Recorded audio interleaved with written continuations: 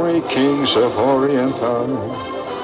La ta ta ta ta ta ta. By George, it's Christmas Eve again. You know, the one strange thing about being in radio, do you agree, is that it seems that each holiday seems to come so close to the last one.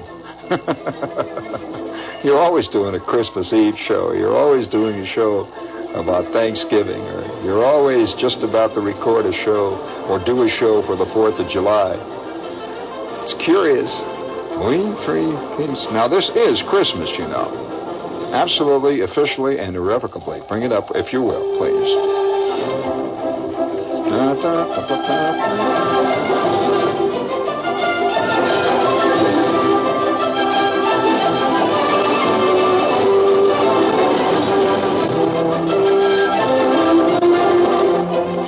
All right.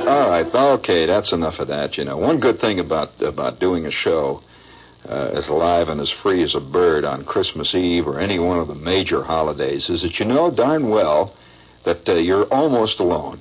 That very few people listen to the radio, and I hope they don't. I mean, I hope everybody has more to do than that. Speaking of good ideas on holidays, have you seen, I think it's Channel 11, isn't it Channel 11, WPIX? That every Christmas Eve, they set up a camera, and all it does is have on the screen, in color, by the way, the fireplace, actually the burning yule log at Gracie Mansion. And they play Christmas music in stereo behind it. Did you see that? It goes on for 4 hours. In other words, if you live in an apartment somewhere and you haven't seen a fireplace or a burning log since you were 9, you just turn on your colored TV set and there it is.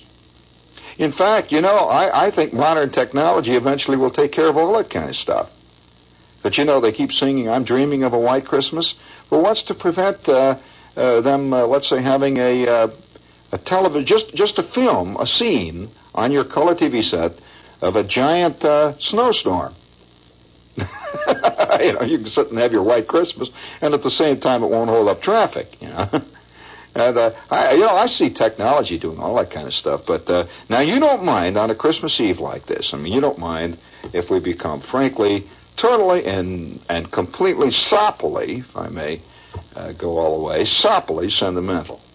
I mean, come on, let's face it. You know, you can be hip all the rest of the year. After all, 363 days of hipness a year. That's enough, right?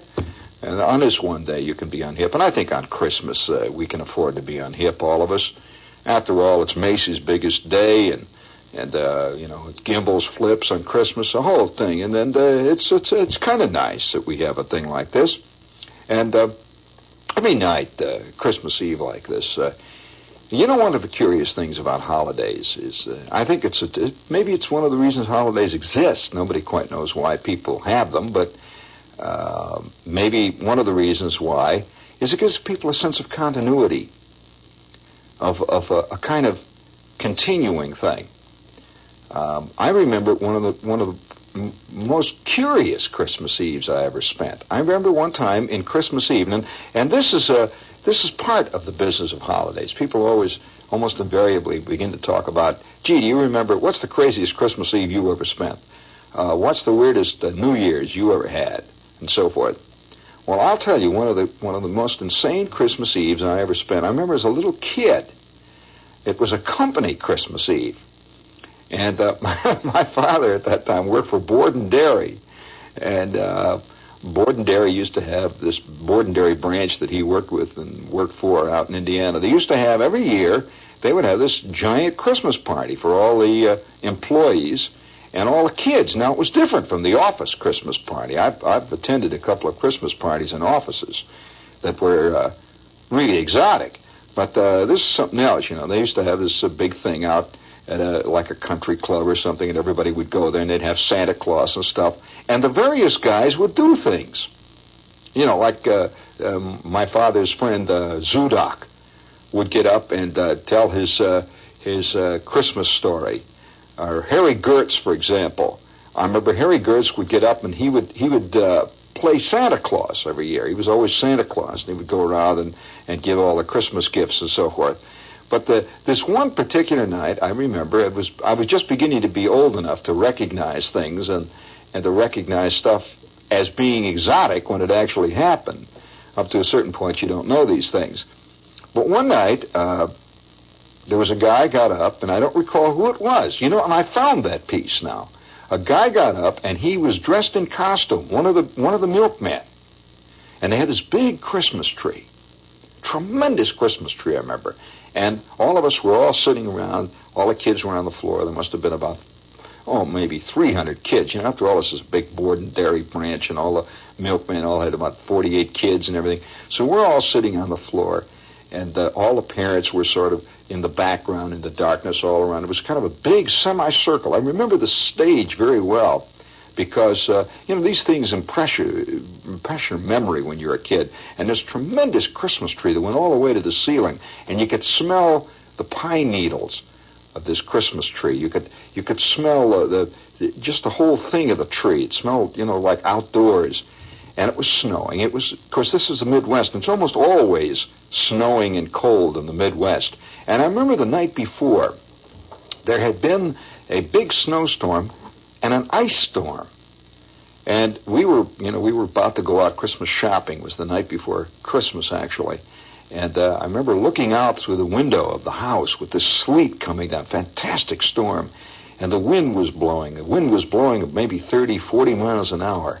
And they really get winds out there at this time of the year. And it's blowing. That wind is coming in off the lake. And all this sleet was forming on the telephone poles. You saw the telephone poles for blocks around. Everything, the trees, the sidewalks, everything was covered with this white glowing film of ice. And then about 8 o'clock, we were about to go out shopping, as a matter of fact. All the stores were open till 10 that night. I remember it was after supper. Maybe it was 7:30. There was a terrific crash down the street. You just heard this boom, and the ground shook. It was Christmas time, and everybody was, a lot of excitement in the air anyway. And I remember running to the front, and there was a tremendous flare, a big blue electrical flare in the sky. And what had happened was that the sleet, this tremendous snow and ice that was coming down, had formed this thick coating on the high-tension wires. And the high-tension wires had fallen down. Have you ever seen this happening? And it began to sort of multiply. And as far as you could see, I remember the streetcar lines coming down about 2 blocks away. And it was a great big blue flash. And everybody had to stay in the house because they announced on the radio, don't go out because it was very dangerous because of the electricity. And so it was that kind of strange Christmas with the wind and the sleet and the hail. And, of course, that all added to the excitement of it. And so the next night, when we all went to this Christmas party, which we all looked forward to, it's funny how when people talk about Christmas time, they always talk about, family gatherings and all. But not many people ever talk about I guess what could be called the communal or perhaps even the corporate Christmas. The thing that happens when everybody gets together and has a Christmas, and they're really, in a sense, strangers. And so we all went out to this, it was a country club, and we'd never gone to country clubs. My father was not the country club type, and that was exotic in itself. We went to a country club outside of town and drove the car, and there was a big parking lot, and the sleet and the slush was coming down, and you could see all the Christmas lights and everything. And this was one of the very earliest Christmases I remember as a kid. One of the very earliest. I must have been about I wasn't going to school. I must have roughly been maybe 4, or possibly at the very outside 5. Can you, if you're, sitting out there listening now tonight, I don't care how old you are, even if you're only 10 and you're listening, looking back on your life, thinking back on that tunnel of memory, your life seems as long when you're 10 as when you're 100. It seems as long. It really does, when you think about it. And it's just as difficult to remember crucial things at 10 as it would be, say, at 100. Now, the question I would like to ask, looking back over all the Christmases that you can remember spending, what's one of the very earliest ones? Do you really remember actually one of the very earliest Christmases that you spent? Well, this particular Christmas was one of the very earliest I remember spending. And it was also one of the strangest, really, because of all these blue lights flashing. I remember the crashing, tremendous crashing. When we were driving down there, they had all areas of the town blocked off where you couldn't go near because the wires were down. They were dangerous. And there were blue sparks in the air every time the wind would blow, and there were great big long icicles hanging from everything. In fact, we used to have icicles at that time of the year. We had them. We had icicles that went from the eaves of the building of our house. Our house was a frame-story house sitting on a lawn that went from the eaves all the way down completely in a sheet, all the way down to the ground. And they were very dangerous. People were always getting killed by falling icicles around there. So we went to this Christmas party this night. We're all excited. See, the kids were all excited. Everybody is all really ready for this whole thing. And it's going to be a big Christmas party, and Santa Claus, and they were going to give out Christmas gifts. They always had this tremendous bag of gifts they would give to all the kids. So we're all excited. Well, in the middle of all this thing, again, they had this program. And this is the very first one that I remember, where people who were in the company would do things. Like somebody would get up and, like a tall, skinny lady from cost accounting who had taken music lessons since she was 9, would get up and sing, "Silent Night, Holy Night." And speaking of tall, skinny ladies, this is WOR, friends in New York. Okay, now listen, in answer to a lot of letters that have arrived here, asking about it. I don't know quite what to say, but I'll just lay it out for what it's worth. I do have a new LP out, and a lot of people have written me, and one guy in particular said that he heard about it and he wanted to know all the story. So here is the story. It's a new LP. It's the first LP I've turned out since 1963 or 4, when I turned out a few on another label. And this is called The Declassified Gene Shepherd. And it's subtitled, The Public Has a Right to Know. And by God, they do. Absolutely. And it's in stereo. You put this thing on your stereo, and on one side you can hear me playing a Jew's harp, and on the other side hitting my head, and on the middle side I'm dancing a jig. So that's the Declassified Gene Shepherd, and it is on Mercury. You can get it in any record shop. I know for a fact that Sam Goody has just reordered, and in fact, any major record shop, I don't want to plug anyone particular, you'll find them at Abraham and Strauss. Wherever you buy records, you tell them you want Mercury, number SRM. SRM, this is a serial number, SRM 1-615. The Declassified Gene Shepherd.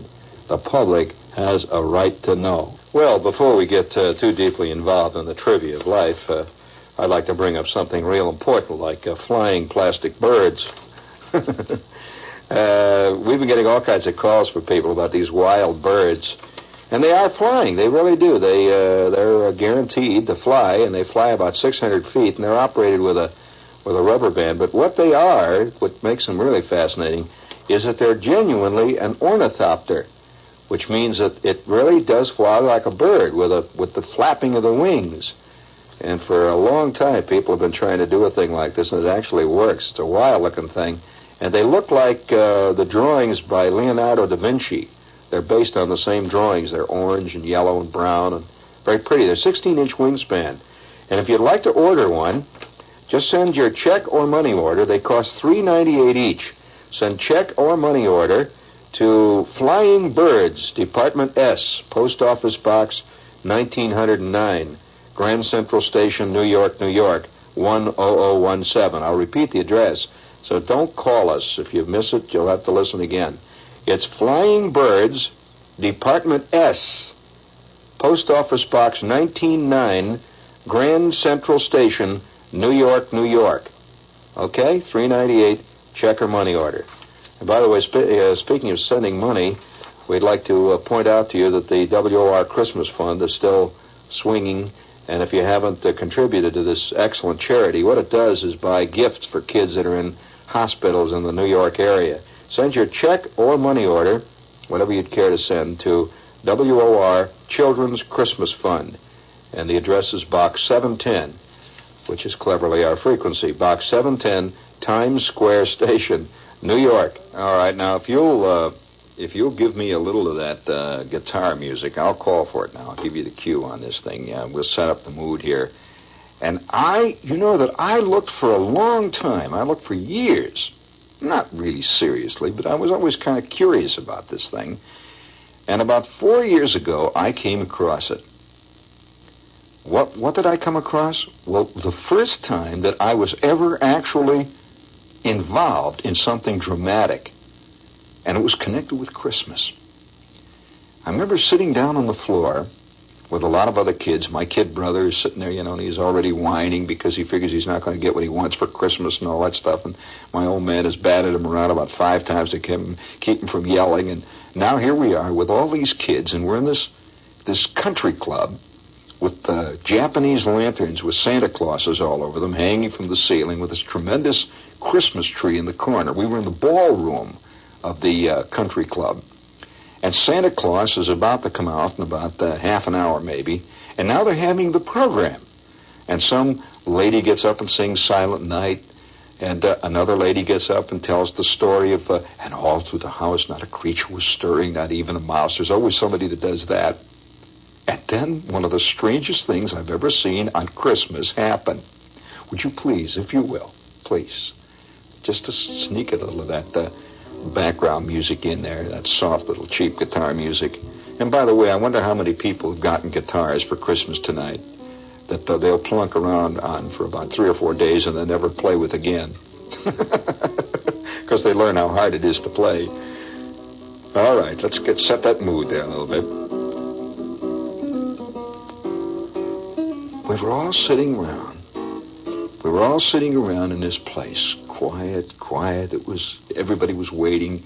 Some lady had sung a Silent Night, and the kids were starting to whine a little bit. And it was hot in this place, and you could smell the Christmas tree, and it was snowing out and kind of wet and cruddy out. It was just everybody was all here together, and they were all really comparatively strangers, except to my father, of course, who worked with all of them. And he was off in the distance someplace, so he wasn't even involved. It was just me and my kid brother and Zudok's kid. I remember the 3 of us were all sitting together. When all of a sudden, out of the darkness came one of the milkmen. But he was dressed in costume. And somebody played the piano. Another person sat down at the piano, and I was already, kind of bored. I didn't know what was going to happen. I didn't care, really. And the piano started to play. And this man stood up in front of the Christmas tree and looked at us for a long time while the piano was playing. And he was dressed in costume, a kind of a strange costume with a bowler hat, a derby. I never seen a derby except in cartoons before. And he had a derby hat, and he had on these kid gloves, and he had on a cane. Well, with him, sitting on a chair, I guess it was his kid, had come out, and there's this little kid sitting down there next to the Christmas tree, and he was wearing, those long black socks kids used to wear? He was wearing long black socks, and they were all torn, and he had this old torn suit, and he was wearing a cap, the kind of Jackie Coogan type, big Skippy type cap, and he had dirt all over his face. The kid was in costume, so it was an act. And it was the first moment of drama that I had ever seen that really pulled me in. And I want to tell you, it totally converted that Christmas party. He waited for a moment. The piano played. And then this man, whoever he was, one of the milkmen, started to speak in a very dramatic voice. A bootblack slept in a dry goods box. And the light, they had it all lit. You see this kid now, he's sleeping in a box. It's a sad little box over there under the Christmas tree. This kid is asleep in this box. And this man is talking now. The light faded out on his face, and you could just barely see him, and he's talking. And here's what he said. A bootblack slept in a dry goods box. Yes, and it was on Christmas Eve. though all alone in his scanty home, in Santa Claus he did believe. And then the music played, and I'm sitting for it. I can see this kid. He's asleep in a box there, and he's bootblack, but he believes in Santa Claus. He slept on rags and straw, then placed his little shoes outside, just as he hung his stocking up before his mother died. And I could hear all the kids next to me. My kid brother sits up now, and here you see this little kid in this box. What a dramatic thing this was. Now listen to this now. They had it lit, you see, with like orange light. You see this little kid taking off these little old terrible shoes he had with the soles were hanging off, and he's taking them off, see, and he's putting them outside this packing box. And he says he put his shoes outside his little scanty house just as he had hung his stockings up before his mother died. And then the light got dim, and you could hear the music playing, and the kid went to sleep. And the man went on. He said, the night rolled on, and no Santa Claus came. No Santa came. But, and then you saw a dark figure go across the stage, but a thief crept soft and low, and he stole away those little shoes that were left standing in the snow. Sad, sad indeed to see the lad standing in the storm, alone, beside the empty dry goods box that served him as a home, and the look of disappointment Santa Claus did him refuse. But saddest of all was to hear him call, Santa Claus, bring back my shoes. And so, in the darkness, this little kid said, Santa Claus, bring back my shoes. Bring back my shoes. And all of us kids are sitting there, oh, good Lord. It was a fantastic moment. But a moment's time had scarcely passed until I was beside the lad. And now this man who's doing the talking, wearing the bowler hat with the kid gloves, he's over there now. You can see him talking. He's standing beside the little boy, and the boy says, bring back my shoes. But a moment's time had scarcely passed until I was beside the lad. What makes you weep, my dear boy? I said. Have you indeed not got a dad? Oh, no, kind sir, he said, but with a beseeching look to me. My mother died. My poor mother died a year ago. Papa was lost at sea. I started back when I heard this tale, for I was returning home that night. Then I scanned his face. What did I trace? It was the outline of my own. I grasped the box as I held my child in a father's fond embrace. I could feel that my brain was whirling and the hot tears rolled down my face. On a whale ship I sailed for a 6 months voyage to sea. I was wrecked and cast on a foreign shore where none could hear from me. Yes, the truth was clear.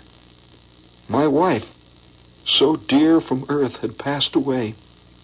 I'd played the part with broken heart of Santa Claus that Christmas Day. And the little boy was standing then in that scene. I remember him. He's standing and he's holding on to the man's leg, and the man is holding the kid's head, and he's looking out at the audience. And I remember all the kids sitting there looking, holy smokes.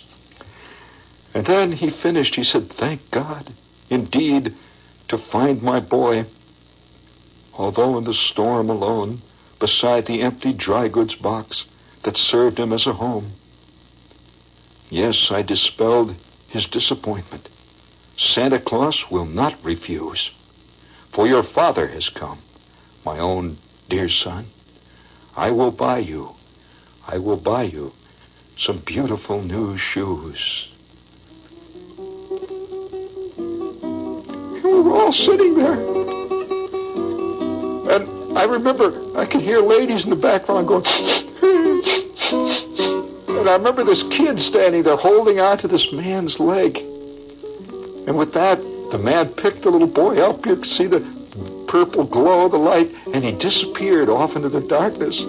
And the piano went, bum, bum, bum, bum, bum, bum. And the whole crowd roared. Now, remember my kid brother, he's sitting low to the floor now. This scene has scared him so much that he's kind of like half down on the floor, like in a little snail shape. You know, he's like all bent over like a snail. He's going, wah, wah, wah, wah, wah, wah, wah, wah. And I said, what's the matter, Randy? Stop it. Wah, wah, wah, wah, wah, wah. And he won't stop. Well, my mother comes rushing over. She's in the back, and she, what's the matter? Wah, wah, wah, wah, wah. His mother's dead. Wah, wah, wah, wah. She said, that was just a story. No, I saw it. Wah, wah, wah, wah, wah, wah.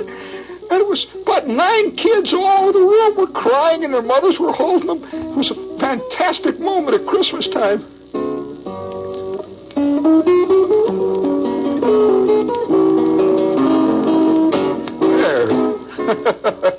Now, isn't that a strange Christmas? Now, that is one of the earliest memories that I have of Christmas. And I remember this moment. I mean, it made it absolutely unforgettable. Now, that is true melodrama. Do you agree? and for a long time, I never really believed that I actually saw that. It always sort of hung in my mind, this thing. Well, it must have been, 4 or 5 years ago. I was in an old used bookstore, a lot of old used books and stuff, and I came across, and I always get these things. If any of you run across these things and wonder what to do with them, send them to me. I came across a collection of old American ballads, it's a paperback. Look, it's all falling apart. And I looked through this thing, just sort of listlessly, you know. I figured I'd see Casey at the bat, and sure enough, there it was. I couldn't believe it.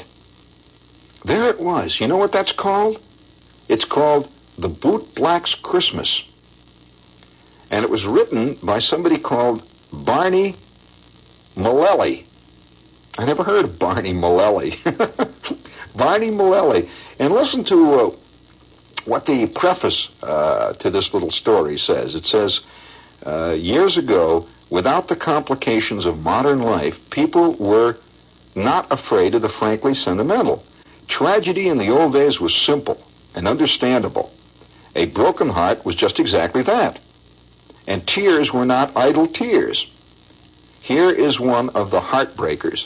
And that was really a heart. And that was, of course, they did it for kind of, it was kind of fun.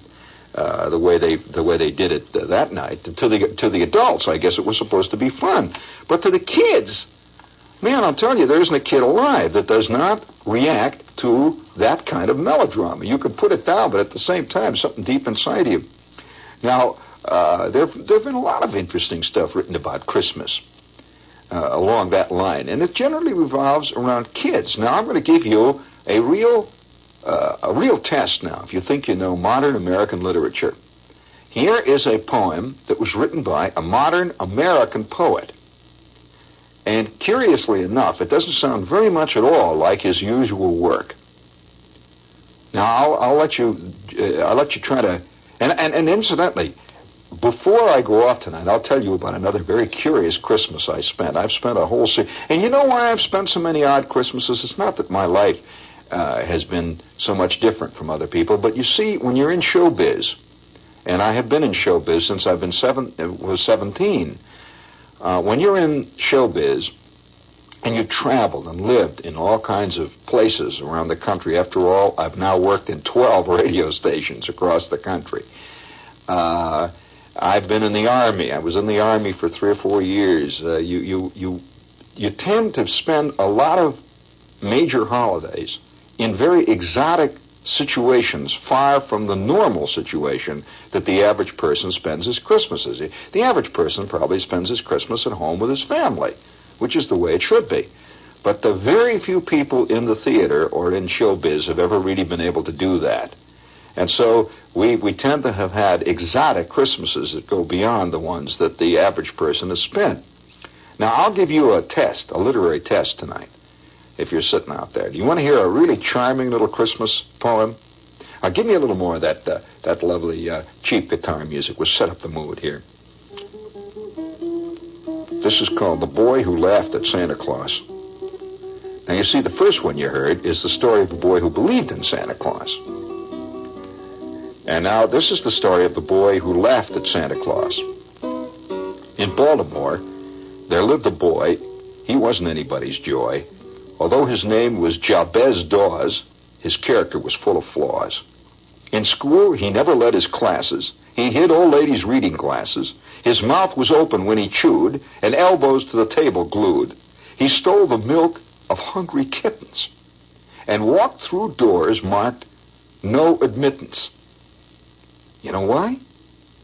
He said he acted thus because there wasn't any Santa Claus. Another trick that tickled Jabez was crying boo at little babies. He brushed his teeth, they said in town, sideways instead of up and down. Yet people pardoned every sin and viewed his antics with a grin, till they were told by Jabez Dawes, quote, "There isn't any Santa Claus." Deploring how he did behave, his parents swiftly sought their grave. They hurried through the portals pearly, and Jabez left the funeral early. How do you like that, kid? Like whooping cough, from child to child, he sped to spread the rumor wild. Sure as my name is Jabez Dawes, there isn't any Santa Claus. Slunk like a weasel or a martin through nursery and kindergarten, whispering low to every tot, "There isn't any. No, there's not." The children wept all Christmas Eve. And Jabez, he chortled up his sleeve. No infant dared hang up his stocking for fear of Jabez ribald mocking. He sprawled on his untidy bed, fresh malice dancing in his head. When presently, with scalp a tinkling, Jabez heard a distant jingling. He heard the crunch of sleigh and hoof crisply alighting on the roof. What good to rise and bar the door? No! A shower of soot was on the floor. What was beheld by Jabez Dawes? The fireplace, full of Santa Claus. Then Jabez fell upon his knees with cries of "Don't!" and "Pretty please." He howled, "I don't know where you read it, but somehow I never said it. No, I didn't." "Jabez," replied the angry saint, "Jabez, it isn't I. It's you who ain't. Although there is Santa Claus, there is Santa Claus. There isn't any Jabez Dawes." Said Jabez then with impotent vim, "Oh, yes, there is. Oh, yeah, and I am him. Your magic don't scare me, it don't." And suddenly he found he wasn't.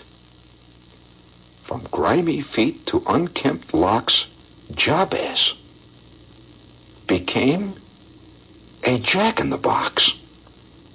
An ugly, vastly ghastly jack in Santa Claus's bulging pack. Yeah, just thought you ought to know, kid, if you're getting smart out there. The neighbors heard his mournful squeal. They searched for him, but let's be frank about it, not with zeal. No trace was found of Jabez Dawes, which, incidentally, led to thunderous applause. And people drank a loving cup and went and hung their stockings up. Now remember that. All of you who sneer at Santa Claus, beware the fate of Jabez Dawes, the saucy boy who mocked the saint. Donder and Blitzen licked off his paint.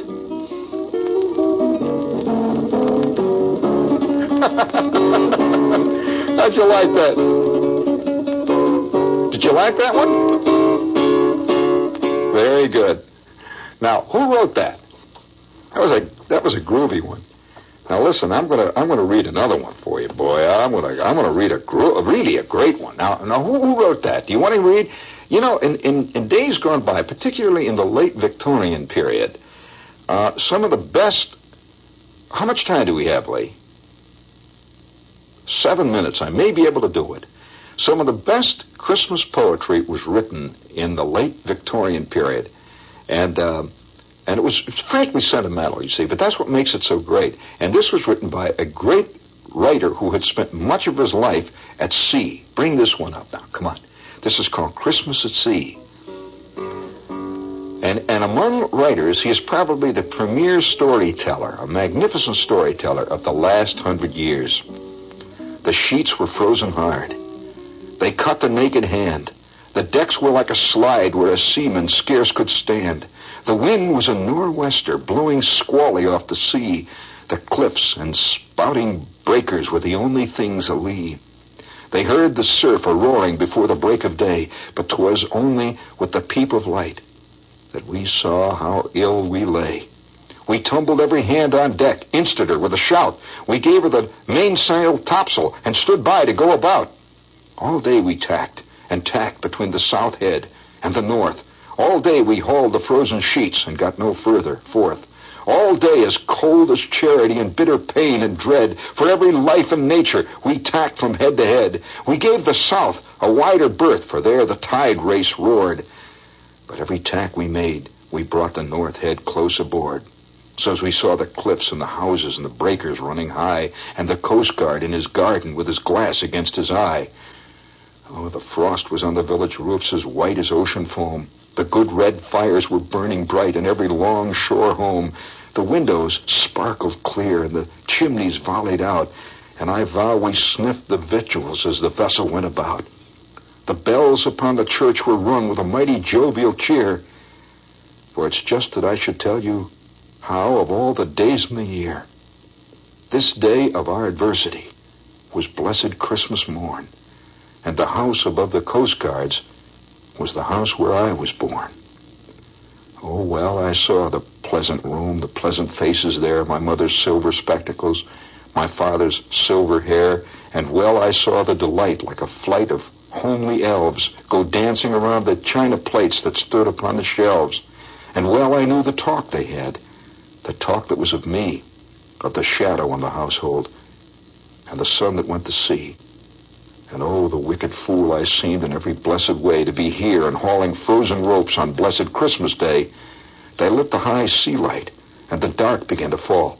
All hands to loose top-gallant sails, I heard the captain call. Oh, by the Lord, she's not going to make it, our first mate Jackson cried. She's not going to make it. It's one or the other, Mr. Jackson, the captain replied. She staggered to her bearings, but the sails were new and good, and the ship smelt up to windward, just as though she understood. As the winter's light was ending in the entry of the night, yes, we cleared the weary headland and passed below the light. And they heaved a mighty sigh, a mighty breath, every soul on board but me. And they saw her nose again pointing handsome out to sea. But all that I could think of in the darkness and the cold was just that I was leaving home, and my folks were growing old. That's a strange one. There's a strange twist at the end, hasn't it? You know who wrote that one? Robert Louis Stevenson.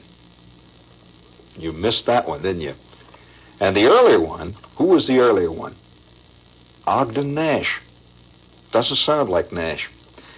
And you know, now we've only got about 5 minutes, and most of my, isn't that about roughly 5 minutes, something like that? 4, maybe 3, 4, something like that.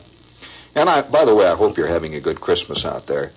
But I remember one Christmas Eve, and I'm just going to throw it out at you. I've been meaning to tell this story. I don't think I've ever told it. One Christmas Eve, this was in the Army, and I had just turned 18. I had been in the Army roughly a year. I went in when I was 17. I just turned 18, and I've been traveling all over the country, and now I found myself in Fort Monmouth. And we were waiting for shipping orders, and over the shipping orders, and our company was sort of half on alert, and they only let a few people go home for Christmas, and I was not one of them. They gave those of us who were in the Army at Fort Monmouth, each one of us got a 2-day pass. Now, what are you going to do with a 2-day, pass? 48-hour pass is what we got. And I had no money at all. It was in the middle of winter, and it was Christmas. And that's why they gave us the pass. And so on this Christmas Eve, we came into New York, and it was one of the very first times I was ever in New York City. I came in with Gasser, and the two of us had so little money, we hitchhiked. I can remember hitchhiking in from Red Bank, New Jersey, coming in over the Garden State Parkway and all that, and finally into New York City. And we finally got a place to stay. We slept in the swimming pool at the Henry Hudson Hotel. And it was Christmas Eve. And man, was it cold and windy. And so we got our place to stay. We got everything all packed up. And we went out on the town to see what we could do. And the one place we went, because we were broke, and it was the only time I was ever there, on a Christmas Eve, was the famous Stage Door Canteen. Have you ever heard of the Stage Door Canteen? Well, it was Christmas Eve. Stage Door Canteen, Isn't it, they always show these things so romantic in movies and that. But actually, this is the way it really was. It was Christmas Eve, it was cold and wet, and the wind was blowing. And we asked a cop in Times Square, where is the Stage Door Canteen? And he pointed over to us. It was a little bit west of Times Square. I think it was on 44th, I'm not sure. And we went over to this place. The wind is blowing. It's a little red door on the side of this building. It didn't at all look like the movies. We opened the door, and here's a whole line of GIs waiting to go down into this place. And we fell in line. And we stood in there with our clothes wet, and you could smell the dampness and the perspiration. And as we moved down the line, they gave each one of us a ticket. And the ticket was good for our food. And now we're down in the main hall. It was down below. It was not a hall. It was like a sunken kind of a cavern.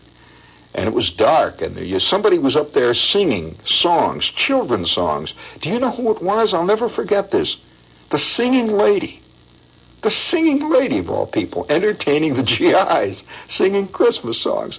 And so Gasser said something to me over his shoulder, and I said something to Gasser, and we both sat down at this table with a big, tall, thin GI who had just come back from North Africa.